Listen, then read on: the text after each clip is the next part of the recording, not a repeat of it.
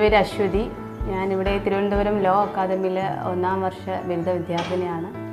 Part time ആയിട്ടൊരു marketing എക്സിക്യൂട്ടീവായിട്ട് work ചെയ്യുന്നുണ്ട്. വീട്ടുകാരിൽ നിന്നൊറ്റപ്പെട്ട് തെരുവിൽ കഴിയേണ്ടി വരുന്നവർ ധാരാളമാണ്. ഇവർക്കാണ് അശ്വതി കൈത്താങ്ങാകുന്നത്. കുഞ്ഞുനാളിലെ ഒരുപാട് ബുദ്ധിമുട്ടുകൾ അനുഭവിച്ചിരുന്നവരാണ് ഞങ്ങൾ.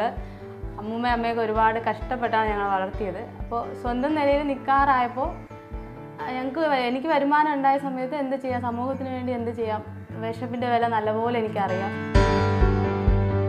ഇതിൽ വീട്ടുകാരുടെ പിന്തുണയെപ്പറ്റി ചോദിച്ചാൽ അശ്വതി ഇങ്ങനെ പറയും. വീട്ടുകാരുടെ സപ്പോർട്ട് നല്ലപോലെ ഉണ്ട്. എൻ്റെ അമ്മൂമ്മയ്ക്ക് ഇപ്പോൾ 75 വയസ്സായി. രാവിലെ ഇതിനു വേണ്ട എല്ലാ സഹായവും ചെയ്തു തരുന്നത് അമ്മൂമ്മയാണ്.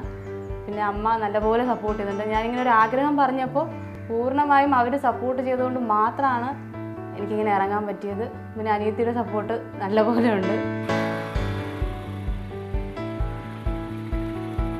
സമൂഹത്തിന് വേണ്ടി എന്തു ചെയ്യണമെന്ന ചിന്തയിൽ നിന്നാണ് ഈ തീരുമാനത്തിലേക്ക് അശ്വതി എത്തുന്നത്. അതിനെക്കുറിച്ച് ഒരുപാട് ദിവസങ്ങൾ ഉറങ്ങാതെ കിടന്ന് ആലോചിച്ചിട്ടുണ്ട്. എനിക്ക് എന്ത് ചെയ്യാൻ കഴിയും എന്നുള്ള ഒരു ക്വസ്റ്റ്യൻ അതെന്നെ വല്ലാതെ അലട്ടിയിട്ടുണ്ട്. അങ്ങനെയാണ് ഞാൻ ഇങ്ങനെ ഒരു തീരുമാനം. വിശക്കുന്നവർക്ക് ആഹാരം കൊടുക്കുന്നത് അതിൽ പരം വലിയൊരു കാര്യമില്ല എന്ന് ഞാൻ വിശ്വസിക്കുന്നു.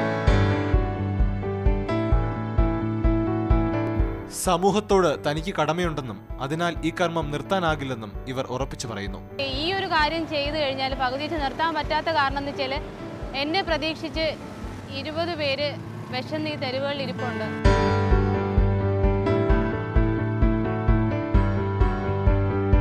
മാറിക്കൊണ്ടിരിക്കുന്ന ഈ സമൂഹത്തിലെ യുവതയോടും അശ്വതിക്ക് ചിലതൊക്കെ പറയാനുണ്ട്. മക്കൾ അച്ഛനും അമ്മയെ നോക്കണം. അത് തന്നെയാണ് എനിക്ക് യൂത്തിനോട് കൊടുക്കാൻ പറ്റുന്ന ഉപദേശം. സ്വന്തം മക്കൾ കൊടുക്കുന്ന സ്നേഹമൊന്നും ഒരിടത്തുനിന്നും കിട്ടത്തില്ല. അത് ആ ജന്മം നൽകിയ അച്ഛനും അമ്മയ്ക്കും വേണ്ടി അവർക്ക് കൊടുക്കാൻ കഴിയുന്ന അത് മാത്രം. അവർക്കൊരു നേരം ആഹാരം കൊടുത്തേ പറ്റൂ.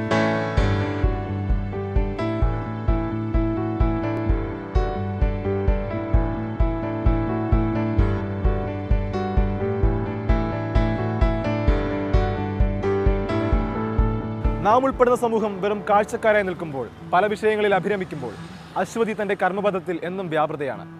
വാക്കുകളല്ല, പ്രവൃത്തിയാണ് നമുക്ക് ആവശ്യമെന്ന് ഈ കുട്ടി തൻ്റെ ജീവിതത്തിലൂടെ നമുക്ക് കാണിച്ചു തരുന്നു. മനുഷ്യരിൽ അനുദിനം നഷ്ടം വന്നു പോകുന്ന ദീനാനുകമ്പ, കാരുണ്യം എന്നീ വികാരങ്ങൾ ചിലരിലെങ്കിലും ഇപ്പോഴും അവശേഷിക്കുന്നു എന്നതിൻ്റെ ഉത്തമ ഉദാഹരണമാണ് അശ്വതി. ക്യാമറാമാൻ അരുൺ പുളിയറക്കോണത്തിനൊപ്പം ദീപക് പോൾ, മാതൃഭൂമി ന്യൂസ്, തിരുവനന്തപുരം.